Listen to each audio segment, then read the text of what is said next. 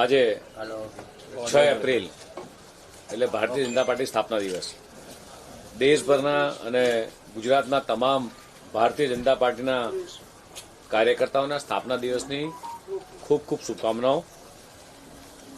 ભારત માતાને પરમ વૈભવના શિખર પર લઈ જવાના ધ્યેય સાથે, રાષ્ટ્રભાવના સાથે કામ કરતા આ કરોડો કાર્યકર્તાઓ એટલે ભારતીય જનતા પાર્ટીના કાર્યકર્તા.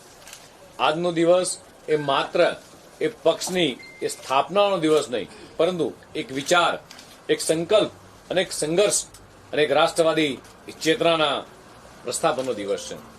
ડોક્ટર શ્યામા પ્રસાદ મુખર્જી એ જે રાષ્ટ્રવાદના બીજ વાવ્યા હતા, પંડિત દીનદયાળજીએ જે અંત્યોદય અને એકાત્મ માનવવાદની મહાન વિચારધારા આપી હતી. મિત્રો, શ્રદ્ધેય અટલ બિહારી વાજપેયીએ રાજકારણમાં મૂલ્ય આધારિત એ નેતૃત્વનો એ માર્ગ દર્શાવ્યો હતો અને શ્રી લાલકૃષ્ણ અડવાણીજીએ સંગઠનને દેશના ખૂણે ખૂણે એ મજબૂત બનાવવામાં અસ્મરણીય એ યોગદાન આપ્યું હતું. એક સમય એવો પણ હતો કે જ્યારે વિપક્ષ હમ દો હમારે દોના કહી અને ભાજપનો ઉપહાસ કરતો હતો, પરંતુ આજે ભાજપા એ વિશ્વની સૌથી મોટી એ પાર્ટી તરીકે સમગ્ર દેશભરમાં અને વિશ્વમાં ઉભરી આવી છે.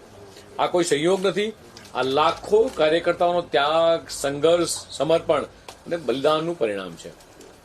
ભાજપા માટે કાર્યકર્તા એ જ શક્તિ છે. પ્રધાનમંત્રી શ્રી નરેન્દ્ર મોદીજીના દ્રઢ અને દૂરંદેશી એ નેતૃત્વ અને કેન્દ્રીય ગૃહ અને સહકાર મંત્રી શ્રી અમિતભાઈ શાહની કુશળતાએ એ ભાજપાને એ નવી ઊંચાઈઓ પહોંચાડ્યું છે.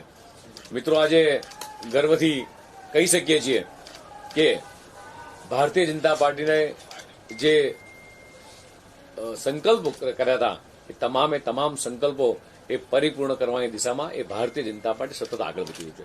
કલમ 370 નાબૂદી થઈ ચૂકી છે. અયોધ્યામાં ભવ્ય રામ મંદિર બની ચૂક્યું છે. ટ્રિપલ તલાક બિલ એ લાવવામાં આવ્યું. આજનું ભારત એ આતંકવાદ, નક્સલવાદ મુક્ત એ ભારત બન્યું છે ત્યારે, અને આજે આપણે એ દેશનું બીજું રાજ્ય જ્યારે ગુજરાત બન્યું છે કે યુનિફોર્મ સિવિલ કોડ બિલ પણ જ્યાં આપણે એ પસાર કર્યું છે. લોકોના સુખે સુખી અને લોકોના દુઃખે દુઃખી ચાલતી આ વિચારધારાવાળી આ પાર્ટી છે. મિત્રો, ભાજપ કોઈ વંશવાદ, પરિવારવાદ ક્યારેય ચાલતો નથી. આજે 45 વર્ષના યુવા અને ઉર્જાવાન રાષ્ટ્રીય અધ્યક્ષ શ્રી નીતિન નવીનજીના નેતૃત્વમાં એ ભાજપાની સંગઠન નવી ઉર્જા સાથે મજબૂત બની રહ્યું છે ત્યારે ભારતીય જનતા પાર્ટી હર હંમેશા પોતાના મૂળ મૂલ્યો અને વૈચારિક અધિષ્ઠાને જ્યારે વળગી રહી છે ત્યારે ભાજપા માત્ર એક રાજકીય પાર્ટી નથી, પરંતુ એક જીવંત સંગઠન છે અને સેવા, સંકલ્પ અને સમર્પણના સિદ્ધાંતો પર જ્યારે કાર્ય કરે છે ત્યારે ટેકનોલોજીનો ઉપયોગ, માઇક્રો મેનેજમેન્ટ, બુથ સશક્તિકરણ અને સતત જનસંપર્ક એ ભાજપની મિત્રો આજે ઓળખ બની છે. ગુજરાત અને દેશની જનતાએ એ વિરોધીઓના અપ્રચાર અને નકારાત્મક રાજનીતિને નકારી ભાજપાની વિકાસવાદ અને રાષ્ટ્રવાદની વિચારધારા પર વિશ્વાસ મૂક્યો છે. તે માટે અમે જનતાને આભારી છીએ. જનતા આ વિશ્વાસને ચરિતાર્થ કરવા માટે ભાજપાએ કોઈ જ કસર ક્યારેય છોડી નથી. મા ભારતીની સેવા માટે ભાજપાની આ યાત્રા અવિરત ચાલુ રહેશે. સૌ કાર્યકર્તાઓને ફરીથી આ 6 એપ્રિલની ભારતીય જનતા પાર્ટીના સ્થાપના દિવસની આપના માધ્યમથી ખૂબ ખૂબ શુભકામનાઓ પાઠવું છું. જગદીશભાઈ, સેન્સ પ્રક્રિયા પૂરી થઈ ગઈ છે.